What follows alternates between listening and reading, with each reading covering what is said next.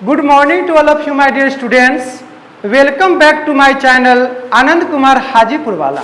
पिछले क्लास में हम लोगों ने देखा कि ब्रिटेन की जो सरकार थी हिंदुस्तान को अपने अधीन करने को लेकर के हिंदुस्तान में कई सारी वायसराय और गवर्नर की नियुक्ति किया और वैसे लोगों की नियुक्ति हुआ जो हिंदुस्तान को अपने मुट्ठी में रखने की काबिलियत रखा करता था। लेकिन आज हम लोग नहीं गवर्नर के विषय में पढ़ेंगे, नहीं वायसराय के विषय में पढ़ेंगे, बल्कि पढ़ेंगे तो सिर्फ पढ़ेंगे आंदोलन के विषय में। ये आंदोलन हमारा लिखा है मुस्लिम सुधार आंदोलन। इसका मतलब ये हो गया कि जो हमारे इस्लाम धर्म के जो भाई बंधु हैं और उनमें से किसी को ऐसा लगा होगा कि जो हमारा यह धर्म है इसमें कुछ बुराइयां आ गई हैं, शायद इसी को दूर करने को लेकर के उन्होंने एक रेवोल्यूशन चलाया होगा जिसे कहा गया मुस्लिम सुधार आंदोलन। जैसे इंसान को बीमारी लग जाती तो ही जाकर के डॉक्टर का दरवाजा खटखटाता है, ठीक उसी प्रकार से इस धर्म में कुछ बुराइयां प्रवेश कर गया होगा। इस कारण से एक आंदोलन चला होगा और उस आंदोलन का नाम था बहावी आंदोलन। कौन सा आंदोलन भैया जी? बहावी आंदोलन। तो देखते हैं ध्यान लगा करके, कहते हैं ना कि नजर न होती तो नजारे इतनी खूबसूरत न होती। तो नज़ारा अगर देखना है तो नज़र को अच्छा रखना पड़ेगा। कहते हैं ना, हमेशा आनंद सर एक बात कहा करते हैं कि जिंदगी में जिंदगी का अगर मजा लेना है तो अरमान कम रखिए और जिंदगी में सफर का मजा लेना है तो सामान कम रखिए।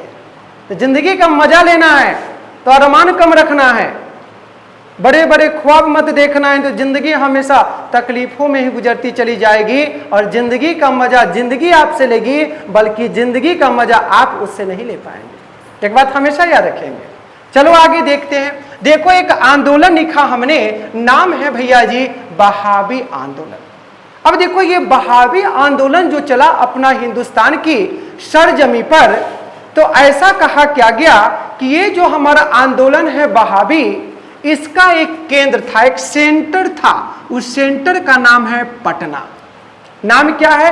पटना। और सारे हिंदुस्तान को पता है कि बिहार की राजधानी हमारा है पटना, और पटना को ही एक सेंटर बनाया था किस आंदोलन को चलाने के लिए? बहावी आंदोलन। और ऐसा कहा जाता है कि बहावी आंदोलन चलाने की जो प्रेरणा है ना, ये मिली थी हमें कहां से? ईरान से। दिखाई देत रहा पीछे वाले को, क्या लिखे? ईरान। ईरान से प्रेरणा मिला बहावी आंदोलन चलाने का। अगर ईरान पर फोकस करें तो ऐसा पता चलता है कि ईरान की राजधानी है हमारा तेहरान। कहाँ है? ईरान की राजधानी है तेहरान।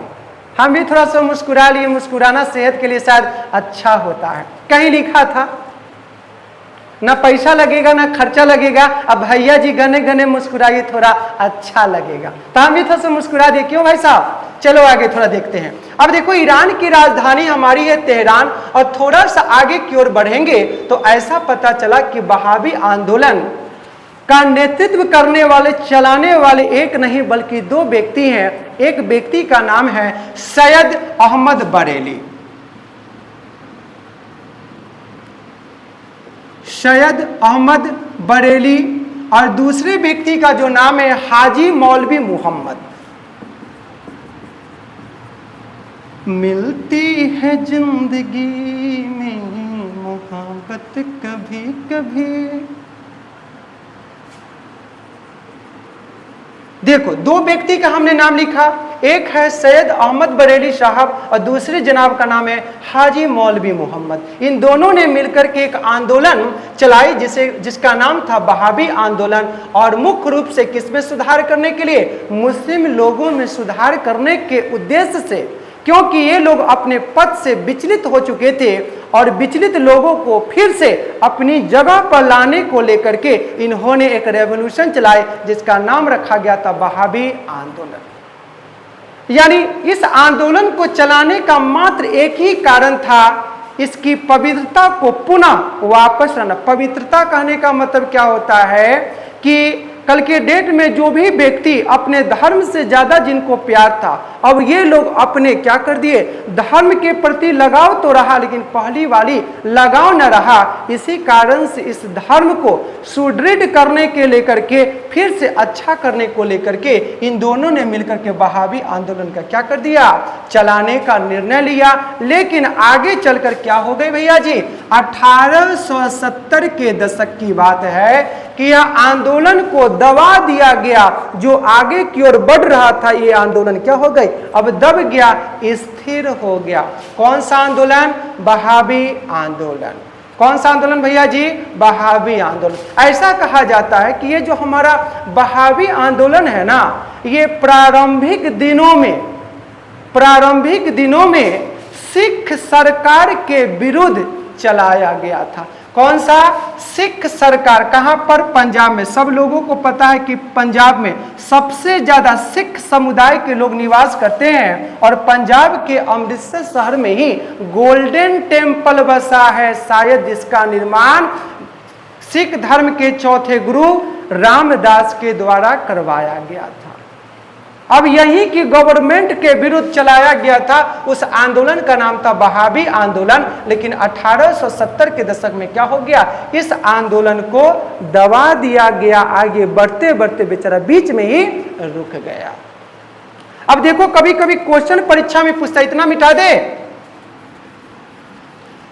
देखो परीक्षा में कभी कभी पूछेगा आपसे कि पूर्वी भारत में वहाबी आंदोलन को किसने चलाया था, तो हम लोग लिखेंगे उसका आंसर शेख बरामत अली। नाम क्या है, शेख बरामत अली। ये जो साहब है ये पूर्वी भारत में चलाए थे। और एक व्यक्ति और है, उनका नाम है हाजी शरीयत उल्ला। हाजी शरीयत उल्ला। ये दोनों मिलकर के ना पूर्वी भारत में नेतृत्व किए थे किस आंदोलन का, वहाबी आंदोलन का। ये बहुत ही इंपॉर्टेंट है, आपको परीक्षा में से बहुत सारा प्रश्न पूछा जा सकता है। कौन सा आंदोलन था, मुस्लिम सुधार आंदोलन। अब देखो, अब दूसरा जो आंदोलन पढ़ेंगे उसका कुछ नाम है। इतना में किसी को कोई दिक्कत होगा तो बताइएगा विदाउट एनी हेजिटेशन। कहावत है ना कि जिसने पढ़ाई में किए शर्म उसके फूटे करम। इसलिए पढ़ाई में शर्माना नहीं है, डॉक्टर और मास्टर से शर्माना नहीं है, हर बात बता ही देना है। सब बात नहीं, वो सब वाला बात नहीं बताना, पढ़ाई लिखाई वाला। चल अब देखो लिखते हैं, उस आंदोलन का नाम है, दिखाई देता हो पीछे वाला रजा, देखो इधर देखिए लिख रहे हैं, उसका नाम है अलीगढ़ आंदोलन। कौन आंदोलन है, अलीगढ़ आंदोलन। आ देखो स्थान भी है अलीगढ़, कहां चला था, अलीगढ़। अलीगढ़ जो है ना ये मुख्य रूप से हमारा फेमस है कथी के लिए, ताला के लिए। कथी के लिए, ताला के लिए। अब देखो ये कहता है कि अलीगढ़ आंदोलन ये भी संबंधित है किससे, मुस्लिम से ही। अब देखते हैं थोड़ा सा, ऐसा कहा जाता है कि एक व्यक्ति है, उस व्यक्ति का नाम है सर सैयद अहमद खां। नाम क्या है, सर सैयद अहमद खां के द्वारा अलीगढ़ आंदोलन का क्या किया गया था, नेतृत्व किया गया था। नाम भी लिख देते हैं, सर सैयद अहमद खां। अब देखो सर सैयद अहमद खां के विषय में कहा जाता है कि इनका जो जन्म हुआ था दिल्ली में, और दिल्ली हमारा क्या है, हिंदुस्तान की राजधानी है और हिंदुस्तान का दिल दिल्ली में ही निवास करता है। कहते हैं ना दिल वालों का शहर है दिल्ली, अगर दिल लगाना है तो दिल्ली में आना है। कहां पर, दिल्ली में। दिल वालों का क्या है, शहर है, और दिल वालों के शहर में ही दिल्ली में जन्म होता है सर सैयद अहमद खां का। और ऐसा कहा जाता है कि इन्होंने अपनी जिंदगी की शुरुआत ब्रिटिश ईस्ट इंडिया कंपनी में नौकरी करके शुरू किया था। नाम क्या है उस कंपनी का, east India company. East India company. अब देखो परीक्षा में कभी पूछेगा कि ईस्ट इंडिया कंपनी की स्थापना आखिर अंग्रेजों ने, जिसको हिंदुस्तान में हमको बोलते हैं गोरका, और वो लोग हम लोगों को बोलता था करियकवा, तो ये गोरका लोग जब आया ब्रिटेन से हिंदुस्तान में, तो इसने ईस्ट इंडिया कंपनी की स्थापना किया था 31 दिसंबर 1600 ईस्वी को, और इसी कंपनी में कार्य किया जिस व्यक्ति का नाम था सर सैयद अहमद खां, और इन्होंने 1839 में ज्वाइन किया, कंपनी का बहुत सहयोग किया, और सहयोग करने के उपरांत आगे इन्होंने 1857 की क्रांति में, नाम सुने ना 1857, जो मंगल पांडे ने अपने सुप्रिटेंडेंट का क्या करते हैं, हत्या कर देते हैं, और यह क्रांति देखते देखते हिंदुस्तान के कई शहरों में क्या हो जाता है, फैल जाता है। इसी क्रांति में भाग लेने वाले व्यक्ति कौन है, सर सैयद अहमद खां। ये तो इनका था, कहते हैं कि फटा पोस्टर निकला हीरो, तो ये पोस्टर की अंदर की बातें थी, लेकिन अब थोड़ा पोस्टर के बाहर की बातें देखते हैं। किसके विषय में, नाम है अलीगढ़ आंदोलन। अब देखो कहता है अलीगढ़ आंदोलन के विषय में कि सर सैयद अहमद खां ने इस आंदोलन का नेतृत्व किया, और इन्होंने हर संभव प्रयास किया कि आंदोलन को सफल बनाने को लेकर के, और साथ में जो भी इस्लाम धर्म में जो बुराइयां थी उसको दूर करने का भी इन्होंने क्या किया था, प्रयास किया था। लेकिन पहले, इससे पहले क्या करते हैं, बोर्ड मिटाते हैं, उसके बाद देखते हैं कि इन्होंने क्या क्या काम किया था।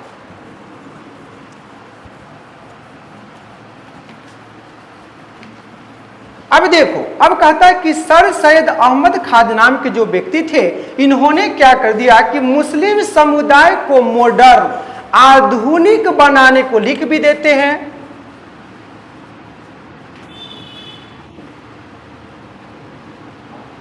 किस समुदाय को, यानी मुस्लिम समुदाय को आधुनिक बनाने और इस्लाम में व्याप्त बुराई को दूर करने के लिए इन्होंने एक आंदोलन चलाया था, और उस आंदोलन का नाम था अलीगढ़ आंदोलन।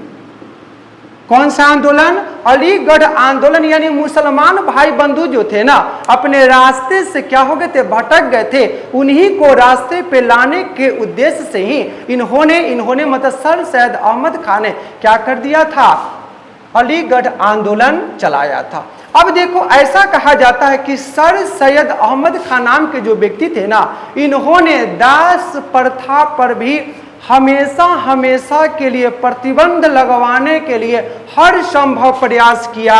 नंबर 1 में था दास प्रथा। एक और है, उस प्रथा का नाम है पीरी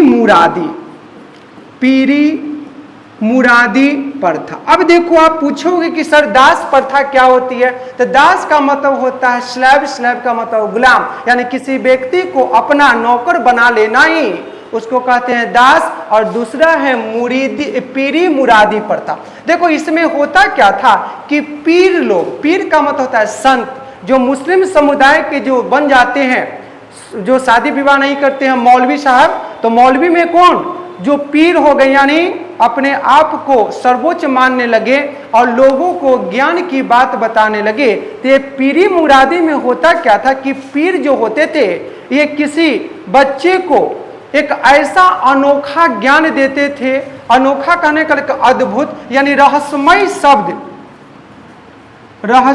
शब्द दिया करते थे, और देने के उपरांत उस बच्चे को कहते थे कि आज से हम तुम्हारा क्या बन जाएंगे, गुरु बन जाएंगे। इस प्रथा को इन्होंने सर सैयद अहमद खां ने हमेशा के लिए बंद कर दिया। कहा ये सब ढकोसला, ये सब अच्छी बातें नहीं है। इस कारण से शायद इतिहास में सर सैयद अहमद खां को एक अच्छा काम के लिए याद किया जाता, क्योंकि इन्होंने दासों को क्या दिलाई, स्वतंत्रता दिलाई, और पीरी मुरादी जो प्रथा था इसको भी इन्होंने बंद करवाने का हर संभव क्या किया, प्रयास किया था। किसने करवाया, सर सैयद अहमद खां। अब देखो थोड़ा सा आगे की ओर बढ़ेंगे तो सर सैयद अहमद खां नाम के जो व्यक्ति हैं, इन्होंने कुछ और अच्छा काम किया है। कहता है कि 1875 की बात है कि सर सैयद अहमद खां अलीगढ़ एंग्लो मुस्लिम विद्यालय के, नाम भी लिख देते हैं,